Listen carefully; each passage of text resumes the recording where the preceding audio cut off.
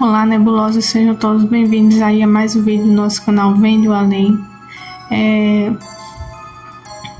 E hoje, como vocês estão vendo aí, vamos falar do tão tenebroso tabuleiro Ouija. Ajustem o fone, venham comigo, porque o mistério de hoje está chamando. Antes de tudo, peço a vocês que se inscrevam no canal, quem não foi inscrito, quem caiu aqui de paraquedas, deixa o like no início do vídeo para não esquecer, porque é muito importante que através disso o nosso vídeo é entregue a mais pessoas. Quem tiver algum relato sobrenatural que queira compartilhar conosco, o e-mail vai estar na descrição do vídeo. Você pode ir lá e nos mandar e quem sabe o seu relato não vai estar aqui no próximo vídeo. Sem mais demora, roda a vinheta e vamos começar o vídeo.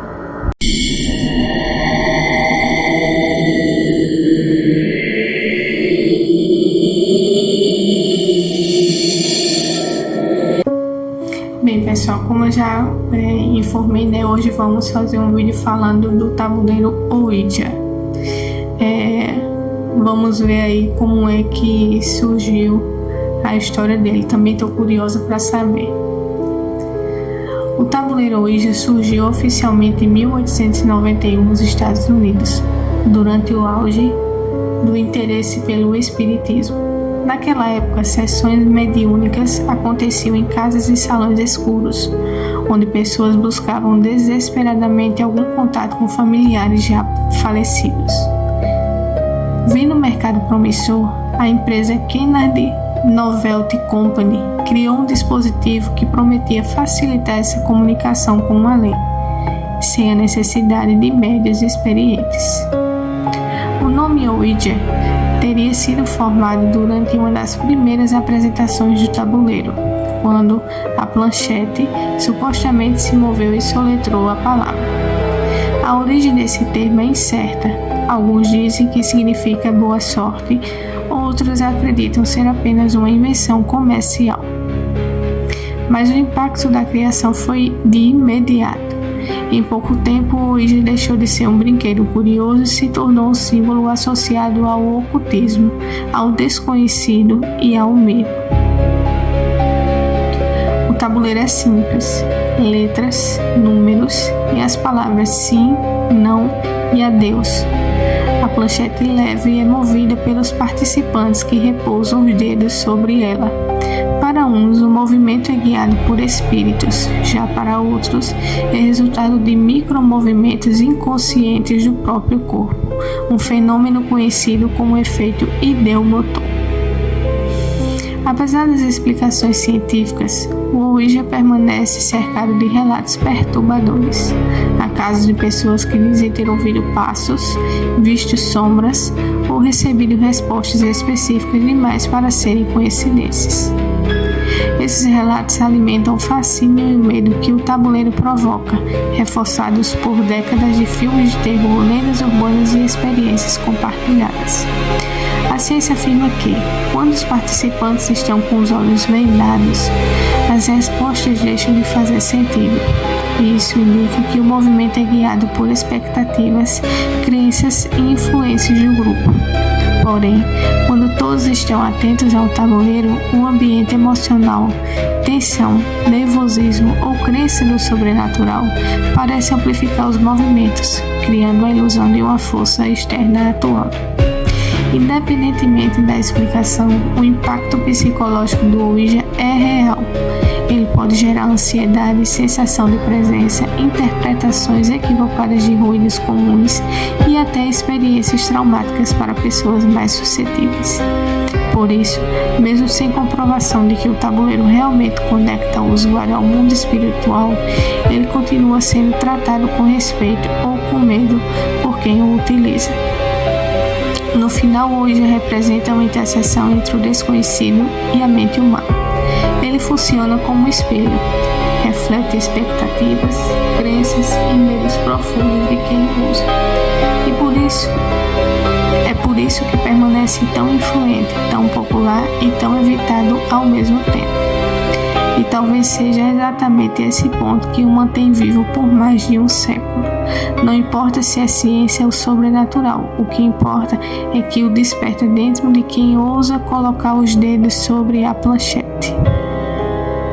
E aí, gente, quem tinha coragem de jogar? Pra jogar esse Ouija, tem 22 regras para serem feitas. Então eu vou estar citando aqui as regras para poder jogar o tabuleiro Ouija. Primeiro é a regra para começar a sessão. Nunca jogue sozinho. É preciso no mínimo 2 pessoas para manter a segurança energética da sessão. Segundo, nunca use o tabuleiro quando estiver doente, fraco ou emocionalmente abalado. Essas condições deixam o jogador vulnerável. 3. Não torne o uso do Ouija uma rotina. Espíritos podem tentar criar dependência no jogo. 4. Sempre peça permissão antes de iniciar a sessão. Segundo a tradição, começar sem autorização abre portas indevidas. 5. Não use o Ouija em cemitérios ou lugares de morte violenta. Esses ambientes atraem espíritos considerados perigosos. Agora vamos para as regras sobre o ambiente e o material, que é a regra de número 6. Nunca use o tabuleiro quebrado. Peças danificadas são consideradas riscos espirituais. 7. Se o ponteiro for de vidro, ele deve ser limpado antes e depois da sessão com a ajuda de uma vela acesa. Isso impediria que entidades entrem na peça. 8. Nunca deixe o ponteiro sobre o tabuleiro quando não estiver em uso. Se mover sozinho, o espírito pode se libertar. Regra de comportamento durante a sessão, que é a regra de número 9. Mantenha sempre respeito ao se comunicar. Nunca irrite o espírito nem faça perguntas com ironia. 10. Convide apenas pessoas confiáveis para jogar. Participantes brincalhões ou negativos desestabilizam a sessão. 11. Espere respostas e movimentos sem pressionar. Faça o ponteiro poder quebrar a comunicação. Não. Forçar o ponteiro pode quebrar a comunicação. 12. Espíritos podem mentir para ganhar confiança. Mesmo entidades negativas podem fingir ser boas. Regras de sinais de espírito maligno. Número 13. Se o ponteiro fizer o número 8 repetidamente, o espírito é considerado maligno. 14. Se ele tocar os 4 cantos do tabuleiro, também indica presença negativa. 15. Se o ponteiro cair da mesa, significa que o espírito se perdeu.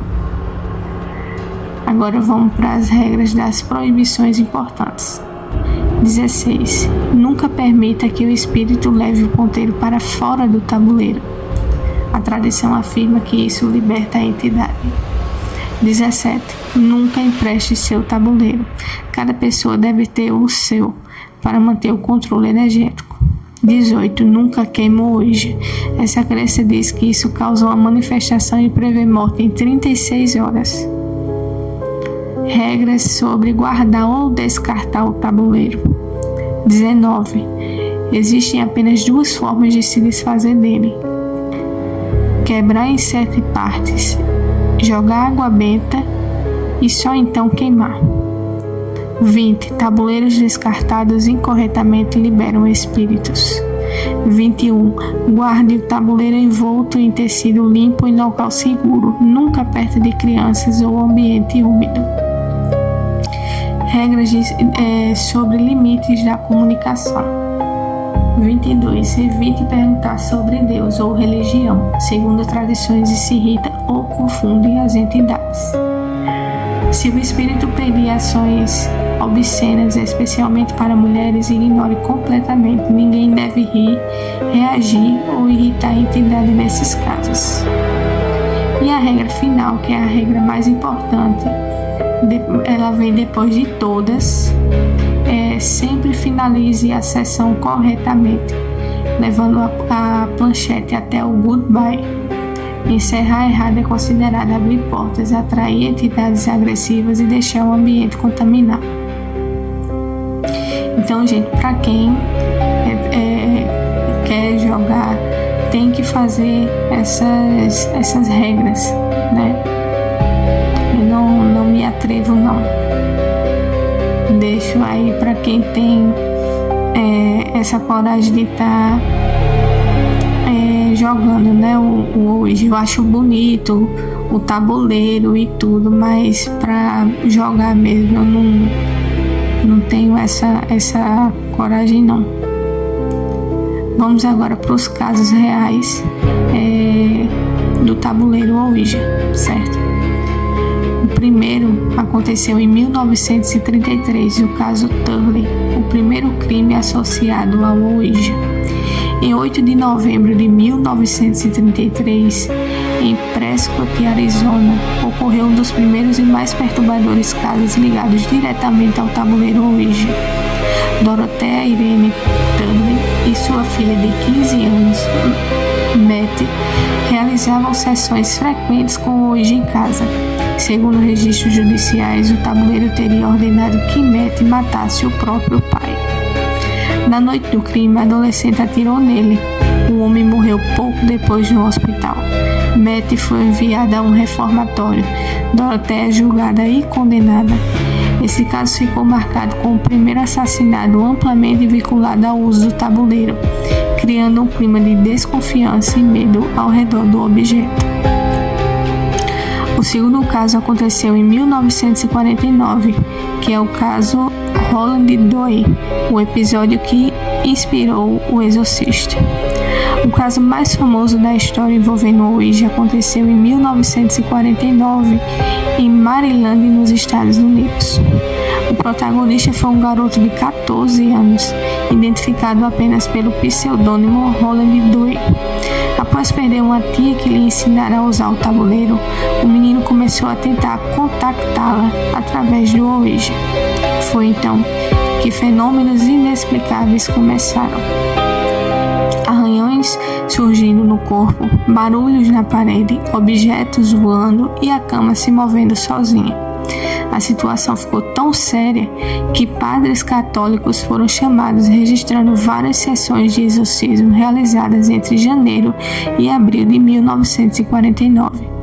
Esses acontecimentos inspiraram o autor William Peter Blatty a escrever o romance O Exorcista, em 1971, que originou o filme clássico de 1973. A partir desse ponto, o Ouija nunca mais foi visto como brincadeira.